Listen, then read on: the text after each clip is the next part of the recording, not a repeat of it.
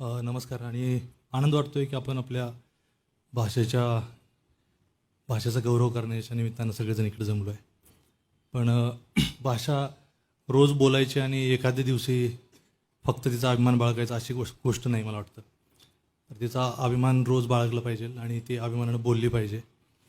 आणि परवा पुण्यात एका कार्यक्रमात आम्हाला सूत्रसंचालकानं महेश सर होते, सगळे होते, त्यांनी विचारलं की तुला काय वाटतं भाषा किती दिवस टिकेल मराठी. तर मला जरा चिंता वाटली, हसू आलं की भाषा किती दिवस टिकेल असा प्रश्न खूप वर्षांपासून भेडसावतोय. खूप मोठमोठ्या दिग्गजांनी भाषेबद्दलची चिंता व्यक्त केली आणि भाषा टिकेल का नाही हा एक प्रश्न असतो. मराठीची पडझड होते असं वाटत राहतं. भाषा संपण्याचं जे काही कारणं असतात, जगभरातली एखादी भाषा कुठलीही संपली असेल तर भाषा जन्माची आणि भाषेच्या मृत्यूची प्रक्रिया खूप प्रदीर्घ असते. म्हणजे माणूस, एखादा जीव एका दिवशी जन्मतो, एका क्षणी जन्मतो आणि एका क्षणी मरून जातो. पण भाषा जन्मायला पण मला वाटतं 500,000 वर्ष लागत असतील आणि मरायला पण प्रदीर्घ काळ लागतो. एकदाच जर आपली 10 करोड माणसं मारून टाकली तर मराठी लगेच मरेल. पण कुठल्याही कोपऱ्यात मराठी माणूस जिवंत आहे तर भाषा जगते. पण भाषा मरण्याची जी प्रोसेस आहे ती सुरू कधी होते त्याचा अंदाज कधी कधी बांधता येतो. भाषा बेइज्जत व्हायला लागली की भाषा मरायला सुरुवात होती. आणि आपली मराठी बेइज्जत होती ह्याची चिंता मला खूपदा वाटत राहते की मराठी बोलायला लाज वाटते. मध्ये मध्ये इंग्लिश बोललं की वाटतं लय भारी काहीतरी, म्हणजे मोराला पिसारा असतो तसा माणसांना इंग्लिशचा तोरा असतो. इंग्लिश बोलला तर आपण भारी आहे असं वाटत राहतं. तर मला तर खूप काळजी वाटते की आपण अभिमानानं बोललं पाहिजे. मोबाईल फोन केला की मला वाटतं सगळेजण ऐकत असू. फोन लागला नाही, आउट ऑफ रीच असेल तर ते फोन ज्यानं कोणी मराठीत डब केले ते खूप फनी आहे. आणि पडझड कशी होते त्याचं एक ते उदाहरण आहे.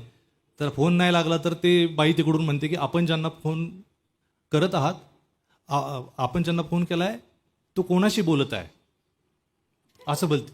आपण ज्यांना फोन केला आहे तो कोणाशी बोलत आहे. त्यात उद्गार पण नाही, प्रश्न पण नाही. पण इथं काय नसलं तरी ते असं, त्याचा उच्चार मराठी माणसाला असं कळतं की आपण ज्यांना फोन केला आहे ते कोणाशी बोलत आहे ते आपल्यालाच विचारते. तर ते तर कोणाशी तरी बोलत आहे. ते हिंदीतून डायरेक्ट कुणीतरी केलंय. तर आपण ज्यांना फोन केला आहे ते कोणाशी तरी बोलत आहेत असं पाहिजे ते. पण आपण ऐकतो, आपल्याला बी काय वाटत नाही विशेष. आपल्याला मराठी माणसाला सवय, आपल्याला हिंदीत चालतं. उद्या आम्ही सगळ्यांनी हिंदी पिक्चर केलं तरी तुम्ही बघणार, मराठी नाही केलं तरी काय फरक पडणार नाही. त्यामुळं सगळी दिग्गज मंडळी आहेत म्हणून चिंता व्यक्त केली आणि आनंद वाटतोय. खूप कविता आहेत ज्या वाचू वाटतात इतक्या मोठमोठ्या लोकांच्या. पण माझ्या एक आवडती कवी आहे आणि आवडतं कवी अरुण कोलवटकरांची एक कविता आहे. मजनू एका वाळवंटाकडे गेला. मजनू एका वाळवंटाकडे गेला. मजनू एका डोंगराकडे गेला. मजनू एका खजुराच्या झाडाकडे गेला. मजनू एका हरणाच्या कळपाकडे गेला. मजनू त्यांच्या मुख्य काळविटणीला भेटला. मजनू काही कबुतरांना भेटला आणि सगळ्यांकडून त्यानं थोडी थोडी लैला मागून आणली. आणि सगळ्यांकडून त्यानं थोडी थोडी लैला मागून आणली. सगळ्यांनी त्याला थोडी थोडी लैला दिली. कुणी मुठभर, कुणी चार दोन कणच फक्त आपापल्या ताकदीप्रमाणे. तरी त्याची झोळी रिकामीच राहिली. काही दिवस मजनू भल्या पहाटे उठून रोज नेमानं अगदी फाटकी चाळण घेऊन एका नदीकडे जायचा आणि अंधाड पडेस्तोवर छाननी करायचा घसरत्या वाळूची, वाहत्या पाण्याची. लैलेचे 2 कण तरी चमकदार आपल्याला मिळतील या आशेनं. मजनूच्या केसात एका चिमणीनं खोपा केला. एका तिरसट पुरुषाकडून लॅम आणि ए ही 2च धुळाक्षरं तो शिकला. आणि नस्तलिक लिपीत ती 2 अक्षरं तो बोटानं वाळूत किंवा हवेतल्या हवेत पुन्हा पुन्हा गिरवायचा. ज्या दगडावर रात्री तो डोकं टेकून झोपायचा तो दगड त्याला हळुवारपणे रोज लैला उलगडून सांगायचा. ज्या दगडावर रात्री तो डोकं टेकून झोपायचा तो दगड त्याला हळुवारपणे रोज लैला उलगडून सांगायचा. तो दगड मजनूला शिकवायचा झोपेतल्या झोपेत लैलो उपनिषद. लैलेला लैलेनं भागा किंवा लैलेला लैलेनं गुन्हा. उत्तर मिळतं एकच, लैला. लैलेतून लैला काढून घेतली तर शिल्लक राहते लैला. आणि लैला ही एकच संख्या अशी आहे की जी मजनू अशीही लिहिता येते. तो दगड मजनूला आश्वासन द्यायचा आणि म्हणायचा भेटेल, तुला लैला भेटेल, पण केव्हा? लैलेकडे जेव्हा तू पाठ फिरवशील तेव्हा. एक म्हातारा विंचू तिथं जवळपास एका दुसऱ्या दगडाखाली राहायचा, उपास तापास करायचा आणि ईश्वर चिंतनात सर्व काळ मग्न असायचा.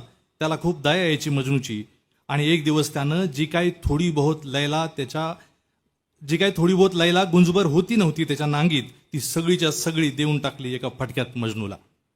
आणि आभार मानायला सुद्धा तिथं न रेंगाळता तो तीर्थयात्रेला निघून गेला. आयुष्यातले उरलेले 4 दिवस आता परमेश्वराच्या सानिध्यात घालावेत म्हणून. मजनूला दुःख झालं डोंगरा एवढं, मजनूला दुःख झालं तुफान अगदी, मजनूला दुःख झालं धो धो धो. त्यात वाहून गेले किती वृक्ष, किती उंट, किती घोडे, किती खानदानं, किती डेरे. मजनूच्या दुःखानं इरिगेट केला सारा अरबिया. आणि त्यातून कालवे काढले किती कवींनी, किती दास्तानजींनी, कित्येक पटकथा लेखकांनी. लैलेला भेटायला जाताना वाटेतच भेटली लैला, म्हणजे समोरच येऊन उभी राहिली त्याच्या, तीही त्यालाच भेटायला येत होती. तेव्हा मजनू म्हणाला वाट